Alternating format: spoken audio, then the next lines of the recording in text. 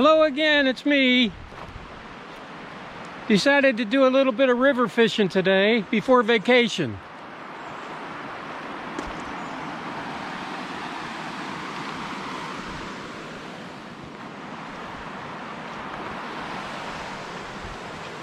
So I'm going to put my waders on. I'm just going to put my thigh-high waders on today and catch some fish. I just got some crawlers.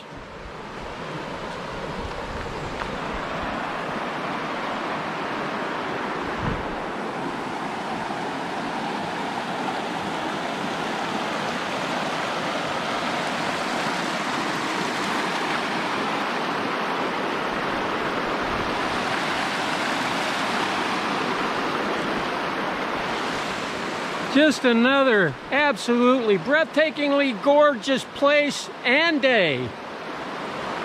So,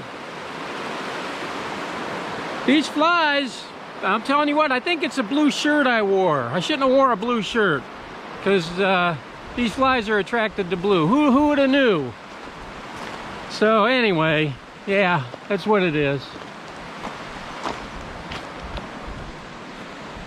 Somebody must be kayaking. They left their hill figure shoe behind. I'm always seeing a shoe. There's always a shoe.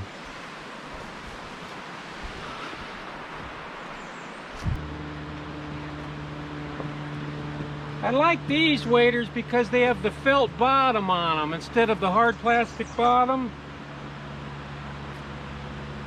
And you don't slip as much with the felt bottom.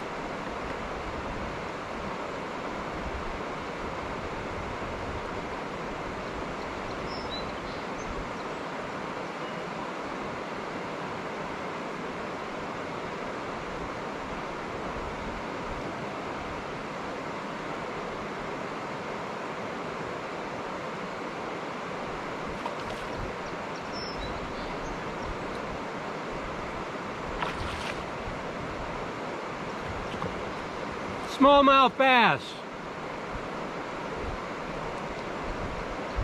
Little one.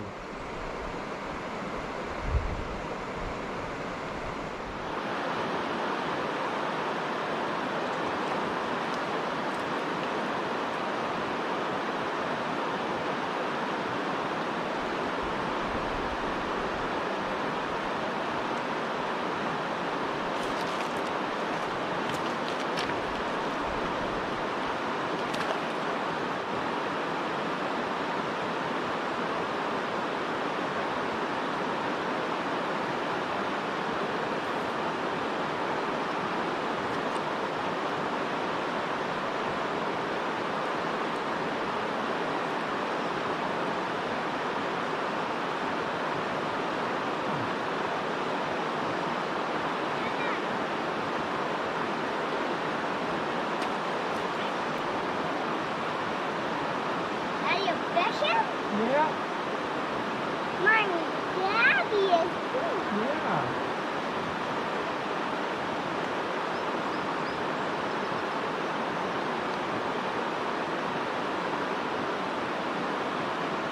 The water's warm, huh? Yeah, it's nice. Oh.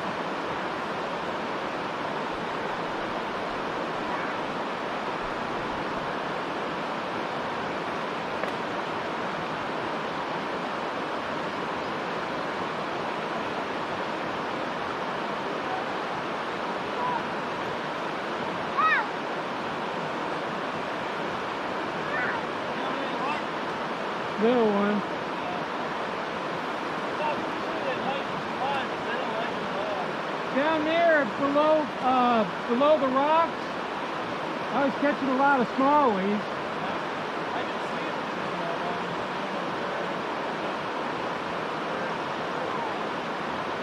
I know it changed my bigger fly. Yeah. Last year, man, it was just bad. I liked it better the way it used to be. Yeah, the fishing was better than this year. I wonder why, maybe it was deeper or something. Yeah. I haven't really had any luck so far. Yeah.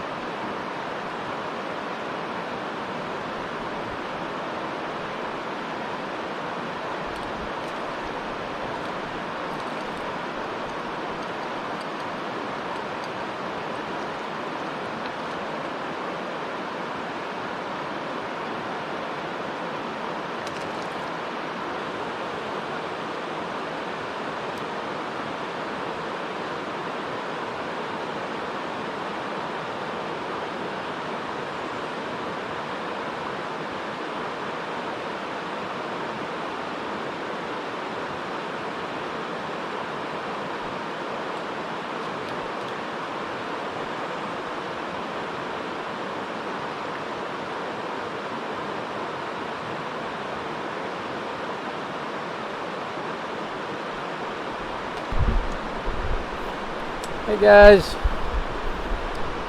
here I am, just slaving away, working hard. Well, this could be considered work.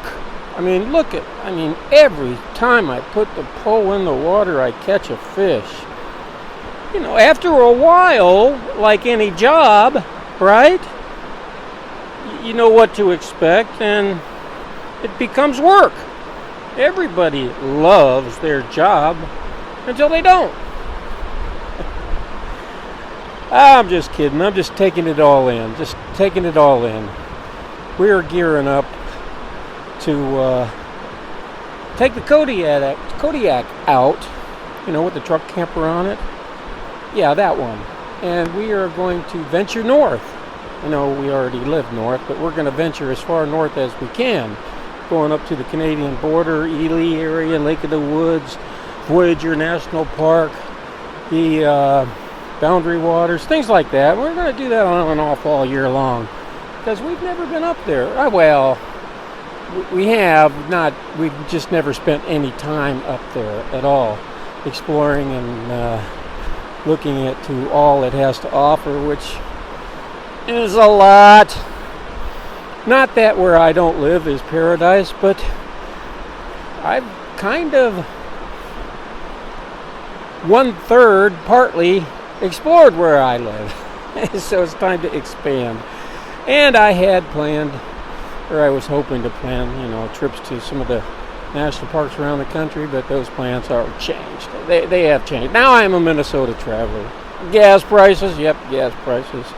You know, plus I guess you don't want to venture too far. You know, you have to have other people watch after your property or live there while you're gone.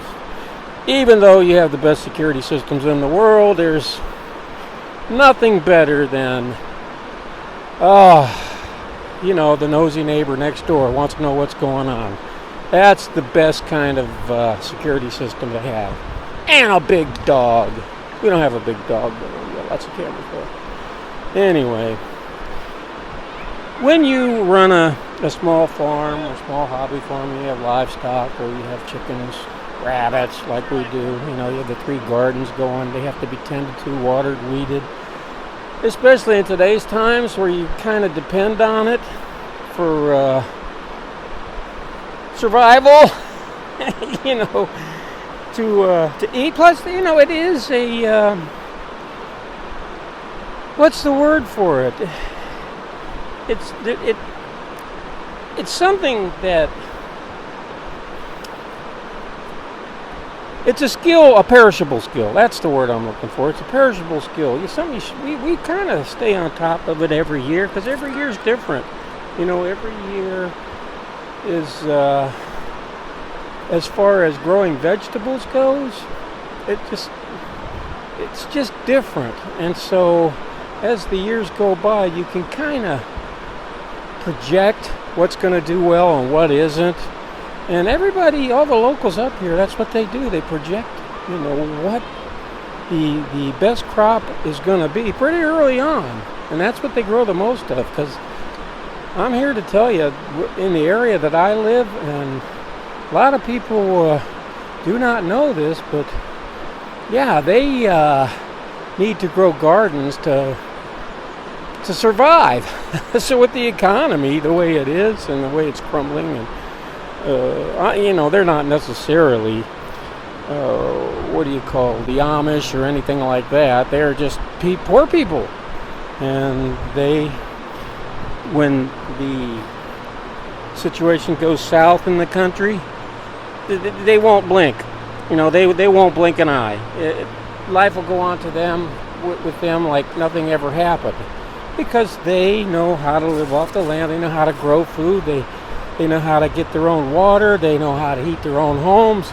The list goes on. In fact, 90% of them build their own homes from the ground up by hand. And I know a lot of these people, and I really admire them. I admire the way they can just build anything out of nothing, and out of scrap material. It's just one of those things you have to see to believe. And till I moved out into the countryside, till I moved specifically here, would have never believed the talent level of the people that are born and raised here, because it just was a way of life, and it's just what they did. And you know, if you say, hey, you did a really good job on that, you know, they look at you like, well, yeah. It's not arrogance, it's just, I don't know, it's like, see, they don't understand why you would say that, because it's just their way of life. It's just what they do. That type of thing. So yeah, you get it. Anyway, where was I digress. Traveling. Yeah, it's really, really, really expensive year. 2022 is going to be a year that lives on forever. It's just dragging. It's just dragging. Now, we have a noticeable decline in our tourist industry here. To the layman, you can actually see a noticeable decline, because not everybody can afford to go vacation, and we got a lot of out-of-state people here, tons.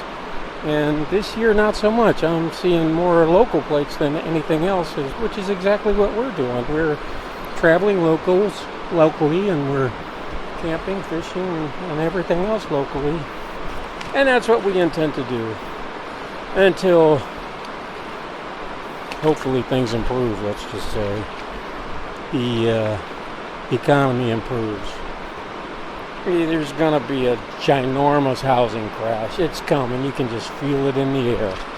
You can just, I don't know, the last housing crash, people had all these cabins and second homes and lakefront properties and things like that they paid an enormous amount for, you know, $500,000, you know, plus.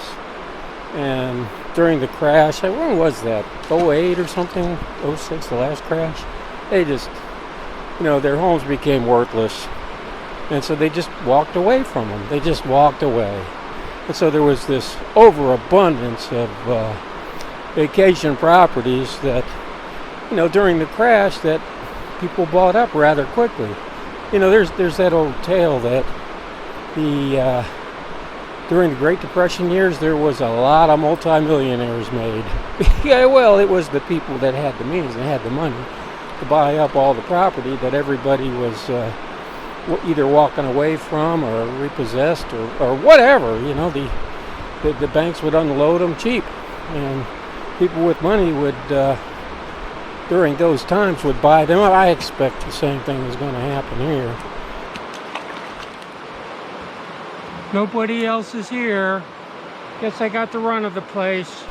You know, you can just kind of feel it coming, because property Real estate is through the roof right now, but the interest rates are rising, and when the interest rates rise, you know, the price of the real estate goes down because people find themselves paying higher payments because of interest than it's worth. Then it's worth to them. So yeah, it's a big, I don't know.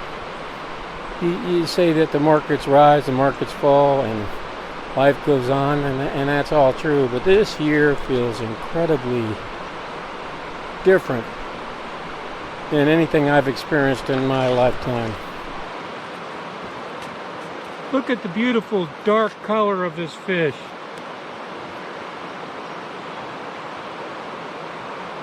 Isn't that just a beautiful bluegill? Just a nice looking fish. Nice dark color. You can just feel it in the air. Everyone's on edge. Everyone's on edge.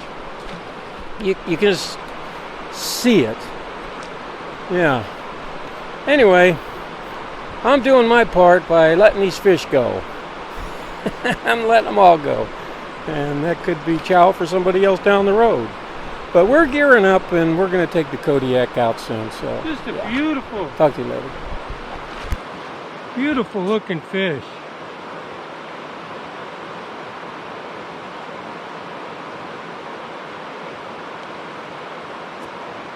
See that tint of blue in there? That's why they call them a bluegill. Nice fish. I'm not keeping any. I should, but I'm not. Now I'm catching some keepers. These fish, these Minnesota fish, especially here in the Pine River, are just wonderful.